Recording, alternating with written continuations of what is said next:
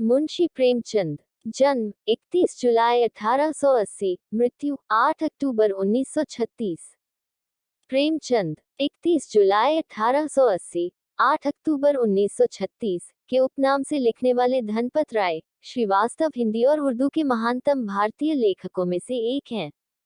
उन्हें मुंशी प्रेमचंद व नवाब राय नाम से भी जाना जाता है और उपन्यास सम्राट के नाम से अभिहित किया जाता है। इस नाम से उन्हें सर्वप्रथम बंगाल के विख्यात उपन्यासकार शरत चंद्र चट्टोपाध्याय ने संबोधित किया था। प्रेमचंद ने हिंदी कहानी और उपन्यास की एक ऐसी परंपरा का विकास किया जिसने पूरी शती के साहित्य का मार्गदर्शन किया। आगामी एक पूरी पीढ़ी को गहराई तक प्रभावित कर प्रेमचंद ने साहित्य की यथार्थवादी परंपरा की नींव रखी। उनका लेखन हिंदी साहित्य की एक ऐसी विरासत है जिसके बिना हिंदी के विकास का अध्ययन अधूरा होगा। वे एक संवेदनशील लेखक, सचेत नागरिक, कुशल वक्ता तथा सुधी संपादक थे। 20वीं शती के पूर्वार्ध में, जब हिंदी में तकनीकी सुविधाओं का अभाव था, उनका योगदान अतुलनीय है।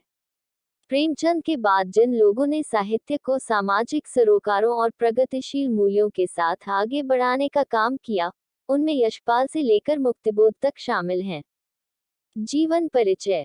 प्रेमचंद का जन्म 31 जुलाई 1880 को वाराणसी के निकट लम्ही गांव में हुआ था। उनकी माता का नाम आनंदी देवी था तथा पिता मुंशी अजायब राय लम्ही में डाक मुंशी थे। उनकी शिक्षा का आरंभ उर्दू, फारसी से हुआ और जीवनयापन का अध्यापन से।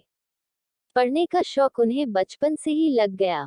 13 साल की उम्र में ही उन्होंने तिलिस्मे होशरुबा पढ़ लिया और उन्होंने उर्दू के मशहूर रचनाकार रत्ननाथ शरसार, मिर्जा रुसबा और मौलाना शरर के उपन्यासों से परिचय प्राप्त कर लिया। 1898 में मैट्रिक की परीक्षा उत्तीर्ण करने के बाद वे एक स्थानीय विद्यालय में शिक्षक नियुक्त हो गए। नौकरी के साथ ही उन्होंने पढ़ाई जारी रखी। 1910 में उन्होंने अंग्रेजी, दर्शन, फारसी और इतिहास लेकर इंटर पास किया और 1919 में बीए पास करने के बाद शिक्षा विभाग के इंस्पेक्टर पद पर नियुक्त हुए। 7 वर्ष की अवस्था में उनकी माता तथा 14 वर्ष की अवस्था में पिता का देहांत हो जाने के कारण उनका प्रारंभिक जीवन संघर्षमय रहा। उनका पहला विवाह उन दिनों की परंपरा के अनुसार 15 साल की उम्र में हुआ, जो सफल नहीं रहा। वे आर्य समाज से प्रभावित रहे, जो उस समय का बहुत बड़ा धार्मिक और सामाजिक आंदोलन था। उन्होंने विधवा विवाह का समर्थन किया और 1906 में दूसरा विवाह अपनी प्रगतिशील परंपरा के अनुरूप बाल विधवा शिवरानी देवी से किया। उनकी 3 संतानें हुई श्रीपत राय, अमृत राय और कमला देवी श्रीवास्तव। 1910 में उनकी रचना सोजे वतन राष्ट्र का विलाप के लिए हमीरपुर के जिला कलेक्टर ने तलब किया और उन पर जनता को भड़काने का आरोप लगाया। सोजे वतन की सभी प्रतियां जब्त कर नष्ट कर दी गईं। कलेक्टर ने नवाब राय को हिदायत दी कि अब वे कुछ भी नहीं लिखेंगे, यदि लिखा तो जेल भेज दिया जाएगा। इस समय तक प्रेमचंद धनपत राय नाम से लिखते थे। उर्दू में प्रकाशित होने वाली जमाना पत्रिका के संपादक और उनके अजीज दोस्त मुंशी दयानारायण निगम ने उन्हें प्रेमचंद नाम से लिखने की सलाह दी। इसके बाद वे प्रेमचंद के नाम से लिखने लगे। उन्होंने आरंभिक लेखन जमाना पत्रिका में ही किया। जीवन के अंतिम दिनों में वे गंभीर रूप से बीमार पड़े। उनका उपन्यास मंगलसूत्र पूरा नहीं हो सका और लंबी बीमारी के बाद 8 अक्टूबर 1936 को उनका निधन हो गया। उनका अंतिम उपन्यास मंगलसूत्र उनके पुत्र अमृत ने पूरा किया। पारिवारिक जीवन। प्रेमचंद का कुल दरिद्र कायस्थों का था, जिनके पास करीब 6 बीघे जमीन थी और जिनका परिवार बड़ा था। प्रेमचंद के पितामह मुंशी गुरु सहाय लाल पटवारी थे। उनके पिता मुंशी अजायब लाल डाक मुंशी थे और उनका वेतन लगभग 25 रुपये मासिक था। उनकी मां आनंद देवी सुंदर, सुशील और सुघड़ महिला थी। 6 महीने की बीमारी के बाद प्रेमचंद की मां की मृत्यु हो गई। तब वे 8वीं कक्षा में पढ़ रहे थे। 2 वर्ष के बाद उनके पिता ने फिर विवाह कर लिया और उनके जीवन में विमाता का अवतरण हुआ।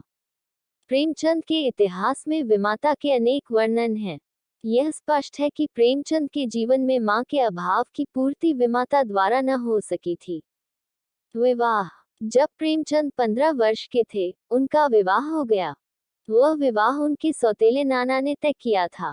उस काल के विवरण से लगता है कि लड़की न तो देखने में सुंदर थी, न वह स्वभाव से शीलवती थी। वह झगड़ालू भी थी। प्रेमचंद के कोमल मन का कल्पना भवन मानो नींव रखते रखते ही ढह गया। प्रेमचंद का यह पहला विवाह था। इस विवाह का टूटना आश्चर्य न था। प्रेमचंद की पत्नी के लिए यह विवाह एक दुखद घटना रहा होगा। जीवन पर्यंत यह उनका अभिशाप बन गया। इस सब का दोष भारत की परंपराग्रस्त विवाह प्रणाली पर है, जिसके कारण यह व्यवस्था आवश्यकता से भी अधिक जुए का खेल बन जाती है। प्रेमचंद ने निश्चय किया कि अपना दूसरा विवाह वे किसी विधवा कन्या से करेंगे।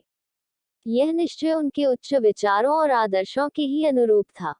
प्रेमचंद का दूसरा विवाह सन 1905 के अंतिम दिनों में आपने शिवरानी देवी से शादी कर ली। शिवरानी देवी बाल विधवा थीं। उनके पिता फतेहपुर के पास के इलाके में एक साहसी जमींदार थे और शिवरानी जी के पुनर्विवाह के लिए उत्सुक थे। सन 1916 के आदिम युग में ऐसे विचार मात्र की साहसिकता का अनुमान किया जा सकता है। यह कहा जा सकता है कि दूसरी शादी के पश्चात इनके जीवन में परिस्थितियां कुछ बदली और आय की आर्थिक तंगी कम हुई। इनके लेखन में अधिक सजगता आई। प्रेमचंद की पदोन्नति हुई तथा यह स्कूलों के डिप्टी इंस्पेक्टर बना दिए गए। इसी खुशहाली के जमाने में प्रेमचंद की 5 कहानियों का संग्रह सोजे वतन प्रकाश में आया। यह संग्रह काफी मशहूर हुआ। शिवरानी जी की पुस्तक प्रेमचंद घर में प्रेमचंद के घरेलू जीवन का सजीव और अंतरंग चित्र प्रस्तुत करती है। प्रेमचंद अपने पिता की तरह पेचिश के शिकार थे और निरंतर पेट की व्याधियों से पीड़ित रहते थे। प्रेमचंद स्वभाव से सरल, आदर्शवादी व्यक्ति थे। वे सभी का विश्वास करते थे, किंतु निरंतर उन्हें धोखा खाना पड़ा। उन्होंने अनेक लोगों को धन राशि कर्ज दी, किंतु बहुधा यह धन लौटा ही नहीं। शिवरानी देवी की दृष्टि कुछ अधिक सांसारिक और व्यवहार कुशल थी। वे निरंतर प्रेमचंद की उदार हृदयता पर ताने कसती थी, क्योंकि अनेक बार कुपात्र ने ही इस उदारता का लाभ उठाया। प्रेमचंद स्वयं संपन्न न थे और अपनी उदारता के कारण अर्थ संकट में फंस जाते थे। ढपोर शंख शीर्षक कहानी में प्रेमचंद एक कपटी साहित्यिक द्वारा अपने ठगे जाने की मार्मिक कथा कहते हैं। शिक्षा। गरीबी से लड़ते हुए प्रेमचंद ने अपनी पढ़ाई मैट्रिक तक पहुंचाई। जीवन के आरंभ में ही इनको गांव से दूर वाराणसी पढ़ने के लिए नंगे पांव जाना पड़ता था।